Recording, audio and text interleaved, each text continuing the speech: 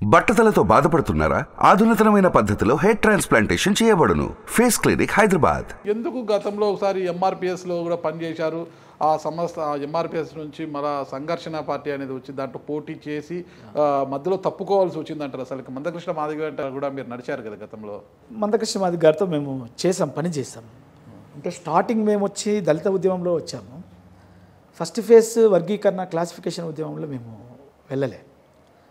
మేము అప్పుడు గ్రహించింది ఏమంటే, మేము విప్లవ నేపథ్యం ఉండి దళిత ఉద్యమాల్లోకి వచ్చిన చాలామంది మేము ఆలోచించడము, ఇది ఒకే స్వకులంలో విభజనని క్రియేట్ చేసేటటువంటి పరిస్థితి లాంగ్ రన్లో వచ్చే అవకాశం ఉంది. సో ఈ సమస్య కుల సమస్యని ఇంకా జటిలం చేస్తుంది ఈ వర్గీకరణ సమస్య. కాబట్టి దీంట్లోకి అందరూ వెళ్ళి దీన్ని మోయడం వల్ల మళ్ళీ ఏదైతే అంబేద్కర్ అనుకున్న కుల నిర్మూలన మార్గం నుంచి మనము కులాన్ని జటిలం చేసేటటువంటి మార్గం వైపు వెళ్ళిపోతామేమో అనేటటువంటి భయం అనేది మాకు ఉంది.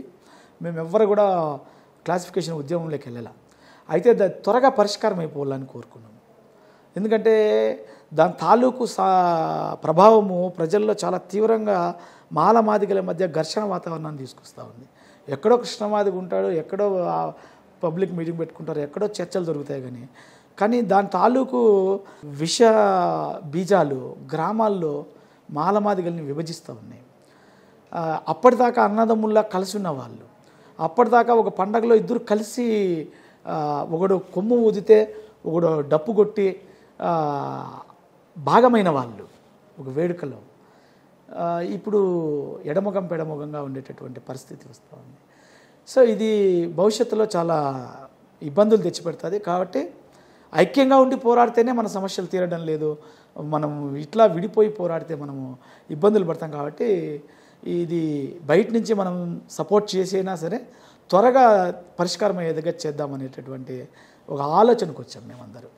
ఆ సందర్భంలోనే క్లాసిఫికేషన్ జరిగిపోయింది. 2000 సంవత్సరం 99 లాస్ట్లో వర్గీకరణ జరిగిపోయింది. జరిగిపోయిన తర్వాత మందకృష్ణ మాదిగ గారు, నేను ఈ ఉద్యమాన్ని ఇంకా క్లోజ్ చేస్తూ ఉన్నాను, నేను రాజకీయ ఉద్యమాన్ని ప్రారంభిస్తూ ఉన్నాను, మహాజన సంఘర్షణ సమితి పేరుతోటి ఒక రాజకీయ ఉద్యమాన్ని తీసుకొస్తా ఉన్నాను.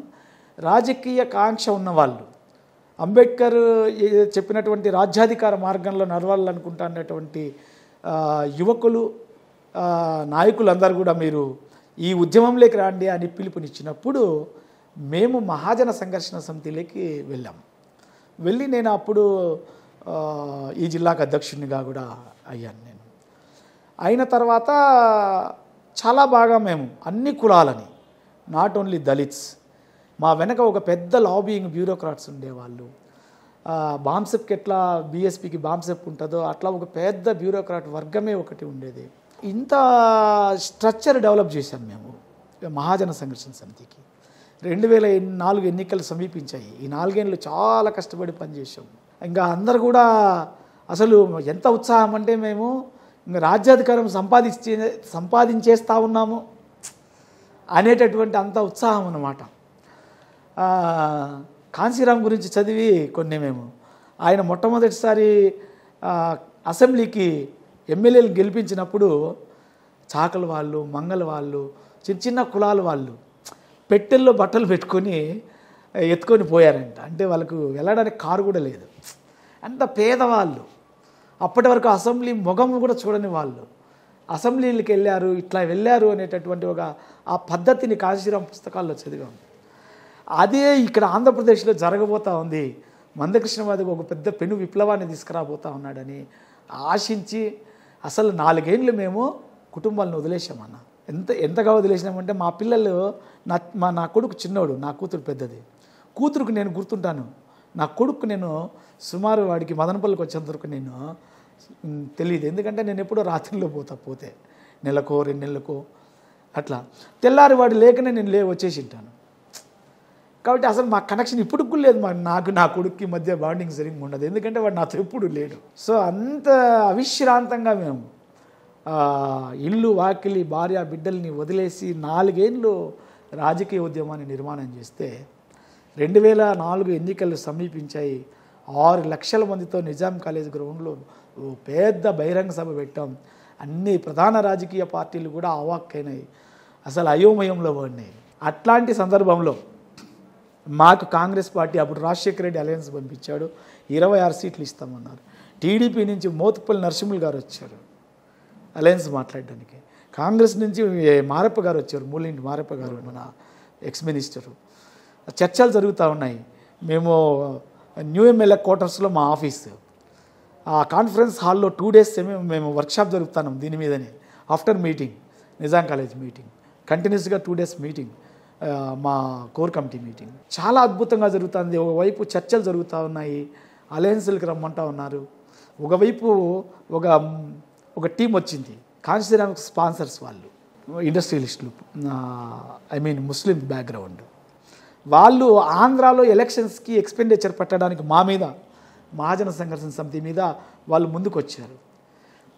మన మందకృష్ణ మాదిగ గారికి ఒక హెలికాప్టర్ బుక్ చేసి రిసిప్ట్ ఇచ్చారు మీటింగ్లో తిరగడానికి. మందకృష్ణ మాదిగ కూడా చాలా అద్భుతంగా మీటింగ్లో ప్రకటించారు, నేను బట్టలు ఉతికే వాళ్ళని, చెట్లెక్కే గౌడన్నలని, బుడగజంగాలని, మాలోళ్ళని, మాదిగోళ్ళని అందరినీ తీసుకొని హెలికాప్టర్లో ఎక్కించుకొని తిరుగుతాను అని చెప్పి మాట్లాడాడు. అప్పటి వరకు విమానం మొగం చూడడం వల్లని చాలా ఆనందపడ్డాం. చాలా మార్పు, విప్లవాత్మకమైన మార్పు వస్తుందని అనుకున్నాం.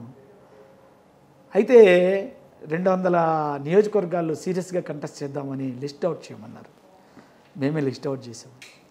క్యాస్ట్ ఈక్వేషన్స్ చేయమన్నారు, మేమే చేసాం. నేనే ప్రధానంగా రాసేదంతా కూడా నేనే ఉన్నా అక్కడ.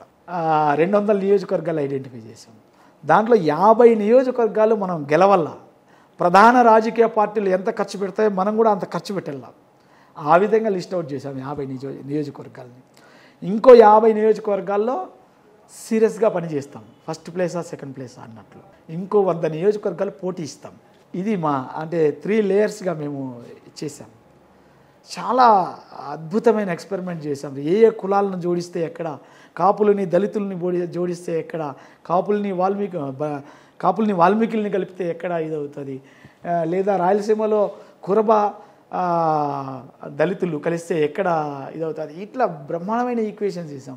ముస్లిమ్స్ దళిత్స్ కలిస్తే ఎక్కడ ఇదవుతుంది, అట్లా ఏ 2 కులాలు 3 కులాలు ఇట్లా కలిపితే ఎక్కడెక్కడ ఏ నియోజకవర్గ బలంగా ఉంటాయి. చాలా పెద్ద ఎక్స్పెరిమెంట్ చేసామన్న. అద్భుతమైన ఇంజనీరింగ్ అది అసలుకి. చేసి ఇంకా అంత ఉత్సాహంతో ఉన్న మాకి అక్కడి నుంచి ఇంకా వెళ్ళి నామినేషన్లు వేయడానికి అక్కడి నుంచి పంపించేశారు. అందరూ గ్రామాలకు వచ్చాం, అందరికీ ముఖ్యమైన వాళ్ళకి మాట్లాడి నామినేషన్లకి సిద్ధం చేసుకున్నాం. నేను కూడా తంబాలపల్లి నియోజకవర్గం నుంచి ఎమ్మెల్యే అభ్యర్థిగా నామినేషన్ వేసేదానికి రెడీ చేసుకున్నా. ఆ రోజుల్లో మా తంబాలపల్లి నియోజకవర్గం పెత్తందారుల కంచుకోట, మీకు తెలిసే ఉంటుంది. నక్సలైట్ పార్టీనే 2 రాడికల్ పార్టీ 2గా చీలిపోయిందే తంబాలపల్లి నియోజకవర్గం. 2గా చీలిపోయింది. పెత్తందారుల ప్రభావము అంత ఉంటుంది మా నియోజకవర్గంలో. ఏదో ఒక పార్టీనే ఒక గ్రామంలో ఉంటుంది, రెండో పార్టీ కూడా ఉండదు. అట్లా ఉంటాయి గ్రామాలే. ఆ 2 పార్టీలు తప్ప 3వ పార్టీ ఉండదు. అట్లాంటి సందర్భంలో మేము టీడీపీ ఉండే కాడా కొంతమందిని చీల్చి, కాంగ్రెస్ ఉండే కాడా కొంతమందిని చీల్చి బయటికి తీసుకొని వచ్చి 30 కమాండర్లు పెట్టి ఆ నియోజకవర్గంలో జనాలు 30 కమాండర్లు తీసుకొని మా నామినేషన్లకు వచ్చారని. ఒక పెద్ద పెను విప్లవం మాకు అప్పుడు అది. రెడ్లకు వ్యతిరేకంగా సామాజిక ఉద్యమంగా రావడం వేరు, వర్గీకరణ కోసమో అంబేద్కర్ జయంతి కోసమో రావడం వేరు. ప్రభాకర్ రెడ్డికి వ్యతిరేకంగా, లక్ష్మీదేవమ్మకు వ్యతిరేకంగా రాజకీయ పార్టీ కోసమని బయటికి రావడం అనేది ఒక చాలా పెద్ద విప్లవం. తంబాలపల్లి నియోజకవర్గంలో వచ్చారు జనాలు. అదే రోజు కలిసిన ప్రభాకర్ రెడ్డి గారి నామినేషన్ వేలాది మంది ఆయన ర్యాలీగా వస్తూ ఉన్నాడు. సో ఆయన ర్యాలీగా వచ్చి ఆయన నామినేషన్ వేసి వెనక్కి వచ్చేటప్పుడు మేము నామినేషన్ వేయడానికి వెళ్తా ఉన్నాం లోపలికి. అప్పుడే స్వాతంత్రం వచ్చినట్లు ఆ పీడిత వర్గాల ప్రజలు డప్పులు కొట్టుకుంటా, డాన్సులు వేసుకుంటా నా నామినేషన్కు అసలు చూసి నా కళ్ళల్లో కన్నీళ్ళు సుడులు తిరిగి ఉంటాయి. అంతా ఒక కొత్త సందర్భాన్ని, ఒక విప్లవాన్ని చూసాము అక్కడ. చేసి నామినేషన్ వేసేసి వచ్చిన తర్వాత ఏమైందో తెలియదు కానీ మందకృష్ణ మాదిగ గారు ఫోన్ చేసి, అప్పుడు ల్యాండ్ ఫోన్స్ ఉండేవి మాకు, ఫోన్ చేసి విత్డ్రా చేసుకొని ఇమ్మీడియట్గా మదిరలో నేను కంటెస్ట్ చేస్తున్నాను, మీరు వచ్చేయండి అన్నారు. ఎందుకు విత్డ్రా చేసుకోమన్నారు? అదే అడిగాను అన్న, ఎగ్జాక్ట్గా అదే పాయింట్ అడిగాను అన్న. ఎందుకు అంటే అడుగుతారు కదా మీడియా వాళ్ళు, అప్పటికే మాకు మీడియానే బలం. అంటే ఇప్పుడులాగా మీడియా ఇట్లా ఇప్పుడు కొంత కామెంట్ చేయాల్సిన అవసరం ఉంటుంది, ఆ రోజు కామెంట్ చేయలేము. ఎందుకంటే మీడియా అనేది ప్రజా ఉద్యమాలకి విపరీతమైన బలం. మాలాంటి విప్లవాత్మకమైన ఏదైనా కార్యక్రమాలు చేపట్టినామంటే మీడియా మాకు గైడ్ చేసేవాళ్ళు. అట్లాంటి సందర్భంలో నేను అడిగిన ప్రశ్న కృష్ణమాది గారికి ఒక్కటే ప్రశ్న అడిగాను అన్న. మీడియా వాళ్ళు అడుగుతారు, వాళ్ళు రాశారు అసలు పడమటి నియోజకవర్గాలపై ఎంఎస్ఎస్ కన్ను అను పెద్ద ఆర్టికల్ రాశారు. సో అట్లాంటి పరిస్థితి ఉందన్న మాకు. నేను మీడియాకి ఏం చెప్పాలా అంటే ఆయన చెప్పింది ఏమంటే మనకి కామన్ సింబల్ రాలేదు, కామన్ సింబల్ రాకుండా చేసే పోటీ చేయడం వల్ల వచ్చే ఓట్ల వల్ల ప్రయోజనం లేదు, కాబట్టి మీరు ఇమీడియట్గా వచ్చేయండి, అందరూ కలిసి మదిరకు వచ్చేస్తే మీరందరూ కలిసి ఇక్కడ పనిచేస్తే ఇక్కడ నేను పోటీ చేస్తాను, నేను ఒక్కనన్నా అసెంబ్లీకి వెళ్తాను అని ఆయన చెప్పిన సమాధానం. సరే సంతృప్తి చెందినా చెందకపోయినా అనివార్యం కాబట్టి ఆ రోజు మేము మదిరకు వెళ్ళిపోయి ఎలక్షన్ 15 రోజులు క్యాంపెయిన్ చేశాం. చాలా బాగా క్యాంపెయిన్ చేశాం గ్రామాల్లో. ఆయన ఓడిపోయాడు. ఓడిపోయిన తర్వాత మళ్ళీ వచ్చేసాం. వచ్చిన తర్వాత ఇంకా అందరూ కలిసి దాని మీద ఒక రివ్యూ జరిగింది గట్కేసరిలో, వరంగల్ జిల్లా. జరిగిన రివ్యూలో నేను చెప్పాను, నేనే కాదు చాలామంది మిత్రులు చెప్పారు. ఎందుకంటే మాకు 2004 ఎలక్షన్లో నిలబడలేదన్నప్పుడు చాలామంది వెళ్ళిపోయారు. మేము ఉన్న వాళ్ళం కూడా ఆయన మార్చడానికి ఒక ప్రయత్నం చేయాలనుకునే ఉద్దేశంతో 2 days మాకు వర్క్షాప్ జరిగితే దాంట్లో చాలామంది చాలా హేతుబద్ధంగా మాట్లాడి చెప్పారనమాట. అన్న మనం మొన్న చేసిన అది కరెక్ట్ కాదేమో, మనం పునఃసమీక్షించుకోవాల్సినటువంటి అవసరం ఉంది. నిజంగానే మనం 200 నియోజకవర్గాలు కాదు, అట్లీస్ట్ 100 నియోజకవర్గాలు నిలబడినా కూడా మనం చాలా ఒక ప్రభావశీలమైన శక్తిగా మనం కనిపించే వాళ్ళము. సో ఇప్పటి నుంచి ఆయన ఇప్పుడే మొన్న కొంత నిర్మాణం జారిపోయింది మనకి. ఇప్పటి నుంచి అయినా ఉన్న నిర్మాణాన్ని పెట్టుకొని దాన్ని విస్తృతం చేసుకుంటా మనము రాజకీయ ఉద్యమాన్ని నడుపుదాం, రాజకీయ ఉద్యమం ద్వారానే ముందుకెళ్దామని చెప్పి చెప్పడం జరిగింది. సో ఆయన ఆ మీటింగ్లో కొంత అసంతృప్తిగానే అంటే మేము చెప్పడాన్ని ఆయన ఫీల్ అయ్యాడు. అయినా మేము దాని మీదనే స్టిక్ అనే మాట్లాడుతూ వచ్చాం. ఈ క్రమంలో క్లాసిఫికేషన్ని కొట్టేశారు. అప్పుడు వర్గీకరణ రద్దు అయిపోయిన వెంటనే మళ్ళీ మాకు ఇమీడియట్గా కోర్ కమిటీ మీటింగ్ జరిగింది. కోర్ కమిటీ మీటింగ్లో మళ్ళీ మేమందరూ కూడా మాట్లాడాం, ఎస్ వర్గీకరణ ఉద్యమానికి వెళ్దాం. అయితే ఏదైతే మహాజన సంఘర్షణ సమితి మనం పెట్టామో మహాజన సంఘర్షణ సమితి టేకప్ చేస్తుంది ఆ ఇష్యూని. మహాజన సంఘర్షణ సమితి అనేటటువంటి ఒక రాజకీయ ఉద్యమం ఏదైతే ఉందో ఈ ఉద్యమం ద్వారా వర్గీకరణ అడుగుదాం, మనం మళ్ళీ ఎంఆర్పిఎస్ని రివైవ్ చేయకూడదు దాన్ని అని మేము మాట్లాడాము. లేదు ఎంఆర్పిఎస్ తోటే పోతామో మనము ఎంఎస్ఎస్ని క్లోజ్ చేస్తున్నాం ప్రస్తుతానికి అని చెప్పి ఆయన సింగిల్ వర్డ్తో డిక్లేర్ చేసేసాడు. చాలామంది అప్పుడు కూడా బయట వెళ్ళిపోయారు. సో మేము ఇంకా కొంత ప్రయత్నం చేద్దాము ఆయనతో మార్చుకోవడానికి అని మేము కంటిన్యూ అయ్యాము. మళ్ళీ నేను ఎంఆర్పిఎస్లో రాష్ట్ర ఉపాధ్యక్షుడిగా బాధ్యత తీసుకున్నా, రాయలసీమ ఇన్ఛార్జిగా బాధ్యత తీసుకున్నా. చాలా వీరోచితంగా పోరాటం చేశాము మనము. 2004 నుంచి 2009 మధ్య, అంతకుముందు మేము ఏదైతే రాజకీయ ఉద్యమం కోసం కుటుంబాలు వదిలేసామో ఇప్పుడు మళ్ళీ వర్గీకరణ కోసమని కుటుంబాలు వదిలేసాం. మళ్ళీ ఈ క్రమంలోనే 2009 ఎలక్షన్స్ వచ్చాయి. ఎంఆర్పిఎస్ ఉద్యమం బాగా జోరు మీదకి తీసుకొచ్చాము. కురుక్షేత్రం అనే ఒక సభ కూడా పెట్టాము హైదరాబాద్లో, చాలా వీరోచితంగా చేసాం. ఇంకా మళ్ళీ ఎలక్షన్స్ వచ్చినప్పుడు చెప్పాము కృష్ణమాది గారికి, అన్న ఇప్పుడు కంటెస్ట్ చేద్దాం, మళ్ళీ మనము కంటెస్ట్ చేద్దాము, ఈసారి వర్గీకరణను కూడా దీంట్లో మేనిఫెస్టోలో పెట్టుకొని వెళ్దాం మనం అని చెప్పి మాట్లాడాము. ఆయన ఓకే అన్నాడు. మళ్ళీ ఎంఎస్ఎస్ని మళ్ళీ బయటికి తీసుకొచ్చాం. సో మళ్ళీ 2009లో ఎంఎస్ఎస్ పేరుతోటి మళ్ళీ ఎన్నికలకు వెళ్ళడానికి అంత సిద్ధం చేసేసి మళ్ళీ ఇంక తిరిగి వెళ్ళాం.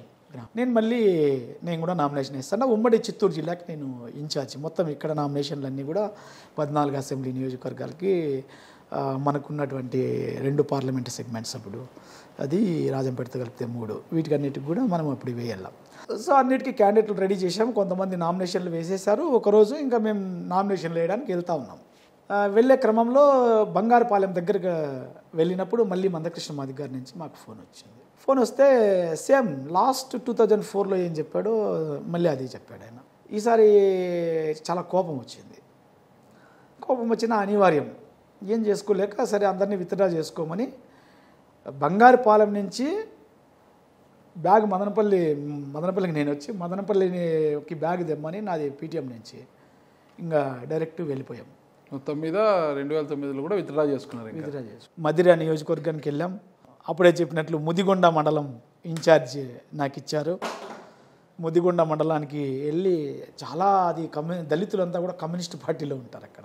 అసలు నేను నా మండలంలో కొన్ని గ్రామాలకి నేను పర్టికులర్గా ధనియాలగూడెం అని కొన్ని గ్రామాలు ఇన్ఛార్జ్ చేసుకుంటే కనీసం బ్యాగ్ పెట్టుకోవడానికి కూడా ఒక ఇల్లు కూడా ఆశ్రయం ఇలా మాకు. దళితులే, సేమ్ కమ్యూనిటీ మాదిగా ఇవ్వాల. అయినా మేము ఆ పక్కన పోయే కాలువలో స్నానం చేసి గుడిలో ఉండి ఆ గ్రామాన్ని మొత్తం కూడా మా పార్టీ వైపుకు తిప్పుకొని ఆ గ్రామంలో మందకృష్ణ మాదిగకు మెజారిటీ వచ్చేటిగా ఆ రెండు పార్టీల కంటే అట్లా వర్క్ చేసాం. అయినా కూడా మందకృష్ణ మాదిగ గారు ఓడిపోయారు. మీరు విత్డ్రా అయిపోయారు అంతే. కానీ కామన్ సింబల్ వచ్చింది. అప్పుడు డౌట్ వచ్చింది. లాస్ట్ టైం కామన్ సింబల్ రాలేదని విత్డ్రా చేసుకోమన్నాడు, లాస్ట్లో కామన్ సింబల్ వచ్చింది. ఈసారి విత్డ్రా చేసుకోమన్నాడు, కామన్ సింబల్ వచ్చింది. సో దీని వెనక ఏదో జరుగుతుంది. ఈసారి కూడా అలయన్స్కి వచ్చారు. ఏది 2009లో కూడా అలయన్స్ పిలిచారు. కాంగ్రెస్ పిలిచింది, టీడీపీ పిలిచింది. అలయన్స్లకు పోకపోతే నిలబడకపోతే ఇది అప్పటి నుంచి మాకు ఇంకా ఎప్పుడెప్పుడా బయటపడేది అనేటటువంటి ఇది మొదలైంది. సుమన్ టీవీలో మీ పర్సనల్ అండ్ బిజినెస్ ప్రమోషన్స్ కోసం కింది నెంబర్కి కాంటాక్ట్ చేయండి.